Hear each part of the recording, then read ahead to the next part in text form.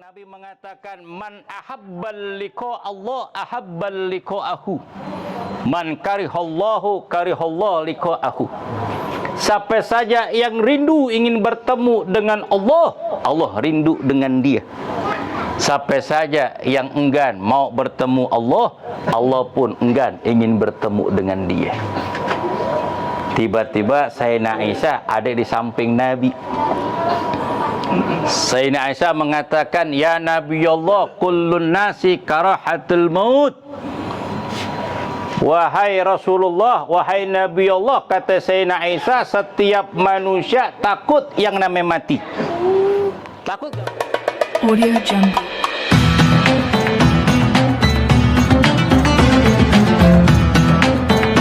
Susah, nggak ada. Ya seenggak-enggaknya Jumatan dah. Jumatan, kalau kita ke masjid jangan lupa tuh bawa duit ceban dah. Paling dikit goceng. Jangan 2.000. Udah 2.000 datangnya di depan lagi. 2.000 datangnya di shop depan. Doanya apa aja diminta. Panjang umur, biar sehat, biar berkah, biar sukses, istri yang soleha, anak yang soleh dan soleh, yang pinter, yang cerdas, biar naik jabatan, ngasih kotak 2.000. Ini nggak naik nih ke atas. Kagak naik ke atas. Islam layangan, arkunya kegedean. Jadi ngapain? Nggak naik. Ditarik ngedet. Nggak berebet. Betul? Tuh. Kita banyak ini sedekah, khususnya musola. Khususnya kalau masjid kan tiap Jumat ada puluhan juta, bahkan ratusan juta. Kalau musola kagak ada, paling yang bayar iuran dia lagi orangnya. Betul. Musola diutamain daripada masjid. Banyakin sedekah di musola. Karena di musola itu cuman ada kotak tuh di situ. Kadang-kadang kita masuk ke musola cuma sekedar kencing doang. Habis kencing gitu jalan, hukumnya haram. Karena air wakaf digunakan untuk berwudu, bukan untuk kencing. Azan yang kedua, panggilan haji. Walillahi 'alan nasi hajjul baiti man istata ilaihi sabila wa man kafara fa innallaha ghaniyyun 'anil 'alamin. Kewajiban manusia terhadap Allah di dalam melaksanakan ibadah haji ke Baitullah bagi mereka yang mampu menempuh perjalanannya.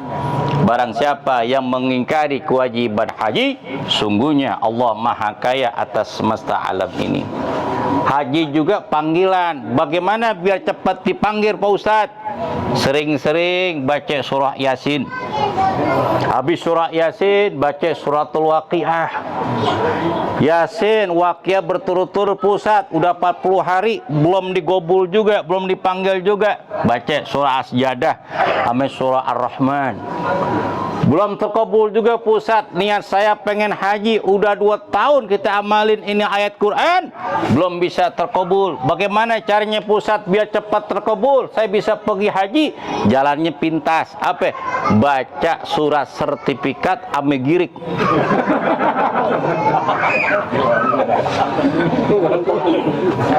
Ampuh gak kira-kira? Ampuh. Kalau sertifikat ame girik itu berat Pak Ustadz, BBKB mobil. Cepat gak kira-kira? Oh, cepet. Orang yang udah daftar haji aja belum dipanggil-panggil, apalagi cuman moto doang. Orang kita kan demen moto. Acara maulid dipoto, santunan dipoto. Acara pemilihan RT RW dipoto, dicuci gak kagak. Cuman action doang. Betul gak? Akhirnya handphonenya blank. Kenapa? Banyak foto, video.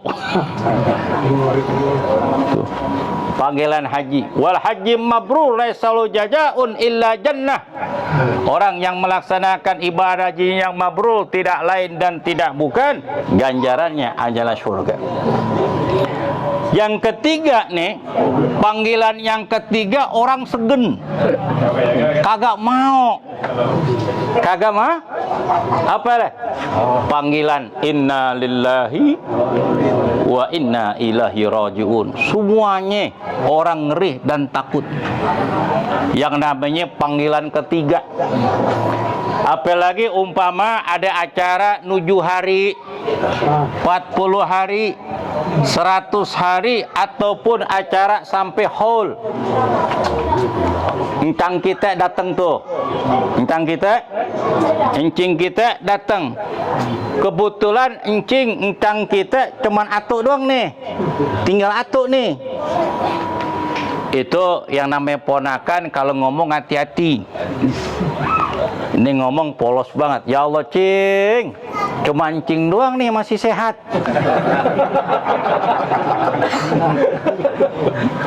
Baba saya udah meninggal, udah 7 hari. Cuma encing doang, jaga kesehatannya, jaga kesehatan. Jangan ngomong begitu. Dia pulang kepikiran. Nih kira udah 7 hari ada gue meninggal. Gue abang nih, kira 40 hari gue lagi ntar. Pikiran nggak tuh? Udah pikiran, akhirnya darah tingginya naik, patigonya kumat. Akhirnya stroke, pikiran modar, mati gara-gara ponakan ngomong. Jangan begitu. Kalau memang saudara kita masih ada, encing kita masih ada, encang kita masih ada, ibu kita udah meninggal atau ayah kita meninggal, tuh ada duit sedikit. Wah, encing saya datang nih 3 orang. Gua amplop pindah barang 1 juta. Betul gak? King, maafin nih kesalahan emak saya. Nih, doain. Nih, diamplopin. Amplopnya coklat. Apa katanya? Gue doain banget. Orang baca Yasin 7 hari cuma sekali, gue 3 kali. Betul? Tuh begitu. Wajarin. Amplopin tuh encing kita yang datang. Juta. Acara 7 hari, besok enterin dulu. Umpama ada tupat ame sumur sama yaban. Megodok, enterin deh tupat 10. Saudara kita udah dapet, enterin ke RT. Enterin pengurus musola. Enterin tuh ustadznya yang mimpin Yasin, tahlil, khutmul Quran. Sekiranya nanti ketika habis mimpin pulang lenggang. Tahun diri yang mimpin Yasin, mimpin tahlil, orang daki-aki. Mana bawa beras? Bawa beras, tentengan gede banget. Sengklek tuh tangannya. Betul? Enterin. Kalau orang tua kita gitu ngajarin. Sebelum acara diinterin dulu tuh ke toko masyarakat. Sekira dia datang, dia tinggal makan apa yang ada. Tuh tinggal tenteng buahnya doang udah. Biar kagak berat. Tuh begitu orang tua kita ngajarin. Begitu. Yang di paling takutan panggilan yang ketiga apa? Mati. Di dalam kitab Nujhatul Muttaqin, ketika Nabi pulang ke rumahnya, kemudian ketuk pintu siang hari habis sembahyang bohor. Nabi orang yang sangat lembut. Kalau ngucapin assalamualaikum, Sayyidina Aisyah nggak dengar salamnya Nabi. Kemudian Nabi ketuk pintunya itu, nggak kedengeran. Kemudian Nabi duduk di serambi rumahnya. Di serambi tuh di Masjid Raudhah kan ada serambi tuh. Pas pintu rumahnya Nabi tuh, di belakang kita ngucapan assalamualaikum ya Nabiullah, assalamualaikum ya Rasulullah. Itu di belakang rumahnya Nabi. Depannya sono ada pengulon. Nabi duduk situ. Tuh akhlak Nabi, kalau ngucapin assalamualaikum kagak didengar, ketok pintu pelan nggak dengar, Nabi duduk. Lain namanya kita. Apalagi pulang tahlilan, pulang malam lagi. Kita buat tentengan buah nih. Assalamualaikum, nggak didengar. Ketok pintu, kagak didengar. Kira-kira mau duduk atau penasaran? Saran. Kita ketok pintu belakang, nggak dengar juga. Kita cari jendela. Pas kita buka jendela, bini kita lagi kejengkang, wak, wak, ngorok. Tuh ada salak, kita timpuk ke salak. Tuh orang jaga karsa begitu. Tahu orang Kalibata sini mah, sama Betawinya sama.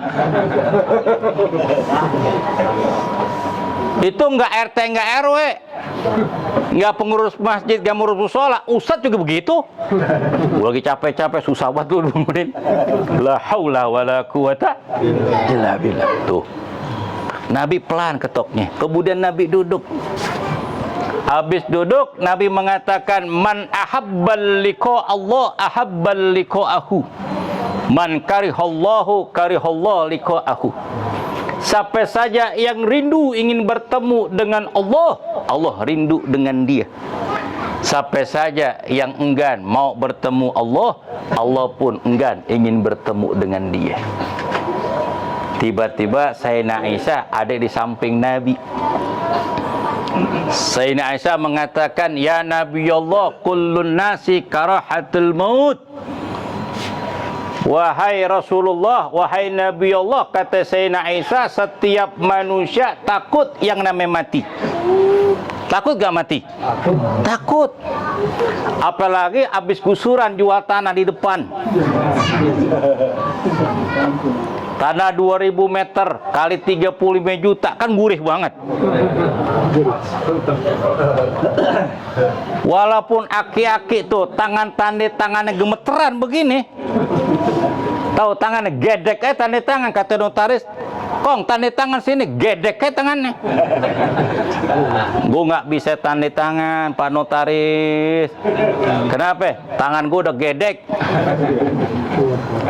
Jadi dia apa ini? Jempolin aja. Habis jempolin, ngelihat duit tuh karung-karungan, gedeknya hilang. Gedeknya hilang.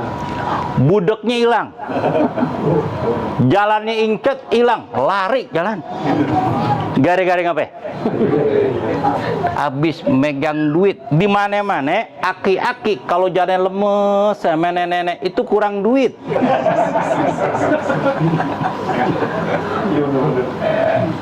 Berarti anak mantu tahu diri. Baba kita udah kerja udah lama, 30 tahun dikerja di dagang, banting tulang, kepanasan, kehujanan, malam dia nggak pulang di dagang, dengan harapan tatap masa depan buat bakal anak. Rumah dirapiin, ada orang jual tanah dibeli, sedikit-sedikit dibeli, bangun rumah, bangun kontrakan, bangun ruko, aman dah. Kenapa aman? Ruko udah 4, kontrakan 7, aman nggak kira-kira? Aman nggak kira-kira? Belum aman, belum. Kontrakan 7, ruko 4, belum aman. Belum aman gimana? Pusat tiap bulan megang duit, bener, paling lama 2 tahun. Atau nikah, tempatin atuh. Tinggal berapa? Tinggal 6. Bang, Mbak, itu ruko jadi perpanjang lagi. Mau apa? Saya mau usaha. Ngalah gak bapaknya? Udah, lu mau usaha biar mandiri. Untung gak tuh anak? Untung. Kontrakan ditempatin, ruko 2 lantai ditempatin. Anteng nggak tuh? Anak tinggal 6, nikah satu-satu, itu kontrakan habis. Rumah habis, ditempatin sama anak semua. Pantes baba kita, emak kita meriang kalau malam minggu. Kapan meriang? Kok meriangnya tiap malam minggu, Mbak? Kenapa? Arisan belum bayar. Tuh. Ketika tanah rumah yang kita tempatin tadinya orang tua udah nggak kerja bakal makan di masa tua, anak nempatin, apakah orang tua melarang? Kagak. Kasih. Pengen mintain duit setiap bulan ngontrak, kagak bisa. Anak mantu tahu diri, makanya ngaji cara biruh walidain. Siapa saja yang menghormati orang tuanya, dia akan mulia nanti di akhir hayatnya. Siapa saja yang suka memberi orang tuanya, rezekinya akan banyak dan berkah. Siapa saja yang mengagungkan, memuliakan orang tuanya, dia akan mulia di dunia dan akhirat. Alhamdulillah. Ridallah firridha'il walidain. Karena keridoan orang tua tergantung, keridoan Allah tergantung keridoan orang tua. Kemurkaan Allah tergantung orang tua. Apa kata Nabi? La ya Aisyah, tidak semuanya orang yang namanya takut mati. Idza kanal mu'minu idza sakaratul mautu busyira lahu bil jannah ahabbal liqa Allah. Apabila seorang mukmin, orang yang beriman, yang melakukan amal kebaikan, apabila dia sedang sakaratul maut, maka dibisikkan dengan surga, digambarkan tentang surga, ahabbal liqa Allah, maka dia pengen bertemu dengan Allah. Alhamdulillah. Kakala orang yang mau meninggal dunia, dia orang yang soleh, dia khawatir sejahtera kehidupan sedia dia mati, masa depan anak dan cucunya. Dia takut masa depan anak-anaknya ketika wafatnya orang tua. Tapi orang tuanya yang soleh dikabarkan tentang syurga, maka dia pengen buru-buru ingin bertemu dengan Allah Subhanahu wa ta'ala. Nih, contohnya lagi. Umpama kita habis pulang kerja, lembur lagi, pulang tengah malam, kemudian masih capek, pas banget hari libur, hari Sabtu. Otomatis kan habis sarapan kita tidur gak? Tidur. Ketika orang sedang capek, letih, lelah, habis keluar kota, di begadang, capek, letih, pulang pagi, bini udah siapin tuh makanan, siapin air teh yang kental ya gak? Orang bungkit kan minum teh kan kental ya gak? Tuh, minum dah. Apa kata lakinya? Mah, ini uang bonus saya kerja selama seminggu. Ini bonusnya dari bos. Ini oleh-olehnya. Bagiin tetangga, bagiin orang tua, bagiin mertua, bagiin saudara. Alhamdulillah. Tuh, adek di belakang mobil. Tuh jok mobil dua-duanya apaan? Saya turunin, itu banyak banget oleh-oleh. Bagiin tetangga, jangan lupa bagiin RT. Kata istrinya, baik pak, nanti kalau ada tamu datang gimana? Bilangin, sore aja nanti. Gue capek, lelah, gue mau istirahat. Umpama ada orang nanyain, udah sore aja siapapun orangnya. Oke dah. Baru tidur jam 7, jam 8, tahu tamu datang. Assalamualaikum. Salam. Pok, ada Judin. Tadi baru pulang, bis subuh. Cuman dipesen, nanti sore aja tamu. Dia nggak mau nemuin orang, karena capek. Apa kata temennya? Saya penting banget pengen ketemu. Bilangin deh sebentar. Ada penting, karena penting ya. Tuh bini polos saja. Ketok pintu, bangunin. Udah, lakinya galak bener pemdelik-delik. Kan gue udah bilangin, gue capek. Baru bangun tidur jam 8. Baru sejamnya belum, udah bangunin gue. Kan gue udah bilang, sore. Marah tuh. Dibilangin, bang, maafin bang. Laki saya nggak mau nemuin. Karena lagi capek. Kita udah bangunin, saya dimarahin jadinya. Po dimarahin, po? Iya. Bilangin, yang datang Ucup, orang Ragunan, Cilandak. Bilangin aja begitu. Saya nggak berani bang. Salamin aja di Jingkrat. Usup orang Cilandak, gitu.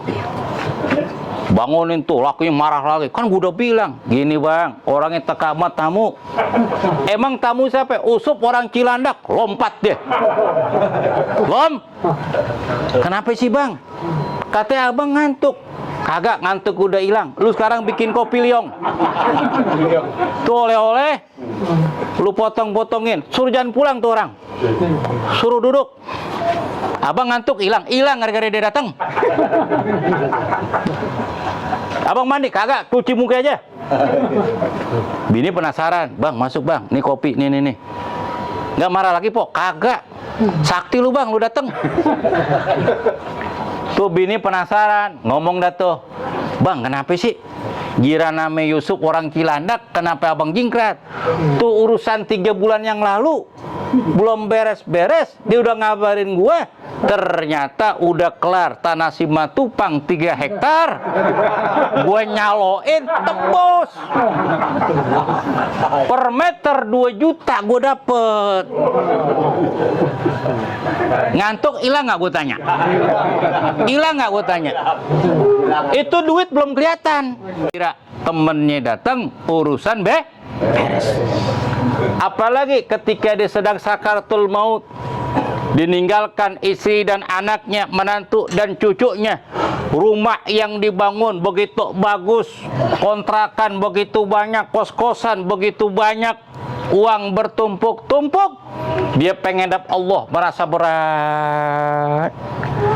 Akhirnya malaikat kabarin gembira tentang surga. Ahabbal liqa Allah. Dia pengen cepat-cepat ingin bertemu dengan Allah Subhanahu wa taala.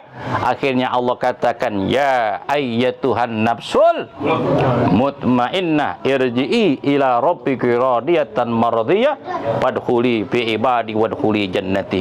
Oleh karena itu, jika ada orang yang telah meninggal dunia, kita jangan kecil hati. Semuanya itu irada dari kehendak dari Allah Subhanahu wa taala. Bagi anak yang belum bisa berbakti ataupun belum bisa membahagiakan kedua orang tuanya karena mereka telah wafat menghadap Allah Subhanahu wa taala, harus ingat nasihat dan arahannya.